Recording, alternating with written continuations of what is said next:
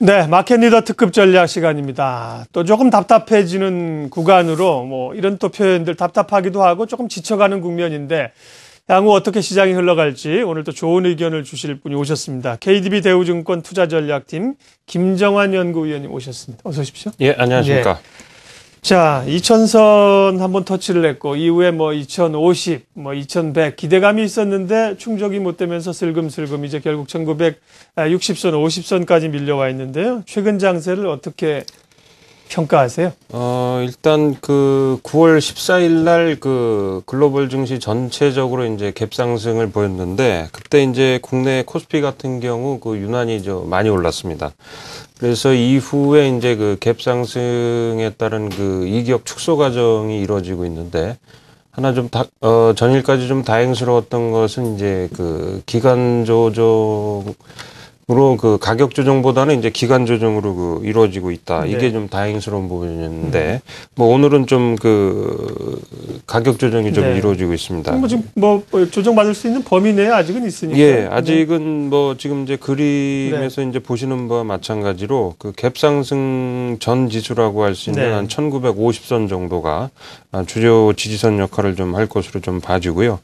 이번 주에도 유로존 이벤트라든지 내일 이제 옵션 만기일이 예정돼 있는데 이벤트들이 증시에 크게 영향을 줄 것 같지는 않고요. 그다음에 이제 미국에서도 이제 주말에 주 중반 이후 8월 무역 수지하고 9월 생산자 물가 그리고 소비자 심리 지수 등 경제 지표가 역시 이제 발표가 되지만 시장에 이제 전반적인 영향을 줄 것 같지는 않습니다. 이제 다만 좀 주 중반 이후에 이제 미국부터 3분기 어닝 시즌이 이제 시작이 되기 때문에 오히려 시장에서는 이들 종목의 전체적인 실적 발표에 좀 촉각을 곤두세우고 있다 이렇게 좀 말씀을 드릴 수가 있겠습니다. 네. 그리고 이제 최근에 보시게 되면은 그동안에는 이제 글로벌 유동성을 바탕으로 해서 위험 자산 선호 현상이 좀 두드러지면서 증시 쪽으로 좀 자금이 유입됐습니다만은 지금 이제 보시는 바와 마찬가지로 EMBI 스프레드 즉 안전자산이라고 할 수 있는 선진국 채권 인덱스 간 스프레드를 나타내는데 여기를 보시게 되면 현재 저점을 찍고 좀 반등하는 그런 양상을 현재 보여주고 있습니다. 따라서 위험 자산에 대한 선호도가 좀 일시적으로 약화되고 있다. 따라서 주식 시장도 전체적으로 좀 조정을 좀 이어갈 수 있는 그런 분위기가 좀 형성되고 있다. 이렇게 말씀을 드릴 수가 있겠습니다. 네. 자, 위험 자산으로 이제 돈들이 좀 빠져나왔는데 긴가민가 좀 주춤하는 거죠? 예, 그렇습니다. 예. 자, 우리 시장이 어쨌든 내부적인 모멘텀보다는 지금 외부 변수를 계속 볼 수밖에 없는데요. 중국 모멘텀도 있고 유럽의 불안감도 있지만 결국은 이제 미국 시장이 어떻게 가느냐가 중요할 텐데요. 예. 미국 시장의 향후 흐름을 어떻게 보세요? 지금 이제 전체적으로 보면 이제 미국 시장도 사실 단기 방향성을 놓고 현재 좀 고민을 하고 있는 그런 모습인데 1차적으로 말씀드릴 수 있는 건 좀 단기 하락 압력이 좀 커지고 있는 그런 상황이다. 이렇게 말씀을 드릴 수가 있겠습니다. 네. 그림에 보시는 것이 이제 다우 운송지수 이제 주간 차트가 되겠습니다. 이제 일반적으로 다우 이론에서는 이제 다우 운송 지수가 다우 지수를 이제 선행한다. 네. 이렇게 나와 있는데, 지금 보시는 바와 마찬가지로 대칭 삼각형인데, 유감스럽게도 방향성이 현재 아래쪽으로 나타나고 있습니다. 그래서, 현재 다우 지수 같은 경우는 10월 들어서도, 연중 최고치를 경신하고 있는데, 금일 새벽에 끝난 다우 지수에서 볼 수 있듯이, 다우 지수도 현재 다우 운송 지수의 방향성 같이 좀 조정 가능성이 좀 높다 이렇게 좀 말씀을 좀 드릴 수가 있겠습니다. 그리고 또 하나 볼 수 있는 것이 이제 최근에 애플이 좀 약세를 보이고 있는데 현재 나스닥 시가총액에서 애플이 차지하는 비중은 약 20% 정도가 됩니다. 근데 대단히 높네요. 예, 이런 이제 애플이 약세를 보이다 보니까 전체적으로 나스닥 지수를 끌어내리는 이런 요인으로 볼 수가 있습니다. 그래서 애플이 자리를 잡기 전까지는 미국 나스닥 지수도 역시 이제 약세로 갈 수뿐이 없다 이렇게 좀 말씀을 드릴 수가 있겠고 역시 이제 애플의 주가가 돌아야 나스닥 지수도 다시 이제 반등할 수 있는 여건이 마련된다 이렇게 말씀을 드릴 수가 있겠습니다. 네. 국내 증시에서는 뭐 수급도 봐야 되고 실적도 봐야 되지만 최근에 또 우리가 주목해야 될 간과해서는 안 될 게 환율 변수 아니겠습니까? 예.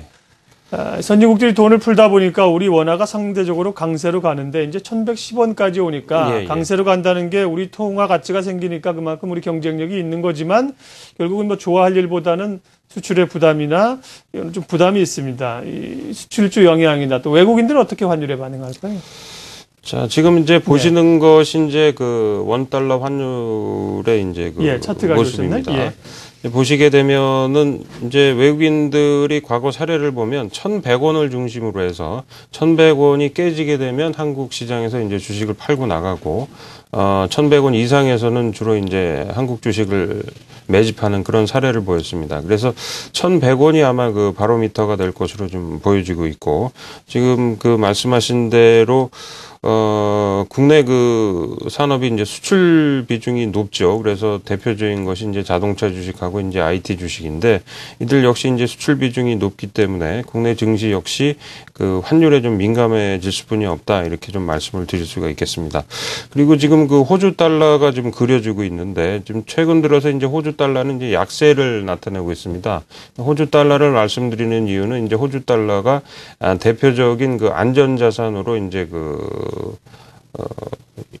평가를 하는데 네.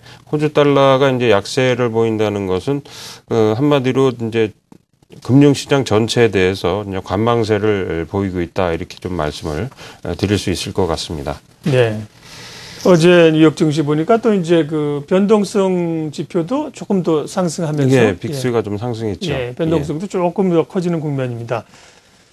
올 여름은 우리가 뭐 불안했지만 지수상으로는 잘 버텼고 9월에 제법 큰 폭의 이제 상승이 있었습니다. 10월도 기대감이 있는데 기대감을 충족시켜주지 못하고 있습니다.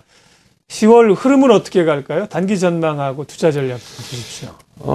이제 어제 같은 경우에 이제 21선을 하회를 하여가지고 단기적인 이제 방향성에 이제 촉각이 모아지게 되는데 일단 이제 21선을 하회한 상태에서 이제 3일 이내 혹은 3% 이내 조정이 마무리된다면은 다시금 상승에 대한 기대감을 가질 수 있지만 이게 깨지게 된다면 이제 조정이 좀 깊어질 수도 있는 게 아니냐 이런 좀 우려감이 좀 듭니다.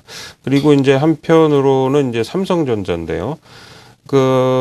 앞서서 이제 애플이 이제 나스닥에서 20%의 비중을 차지하고 있다 이렇게 말씀드렸는데 삼성전자도 코스피에서 한 19%를 이제 차지하고 있습니다. 네.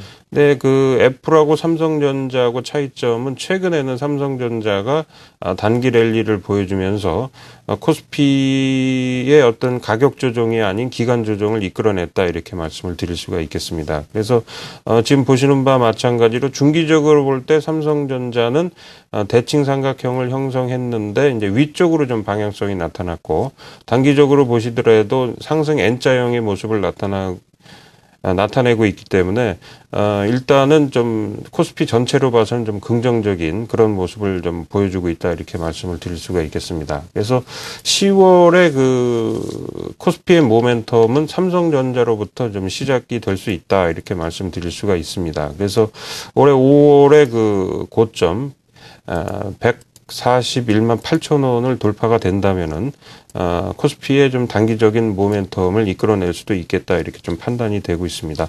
반면에 이제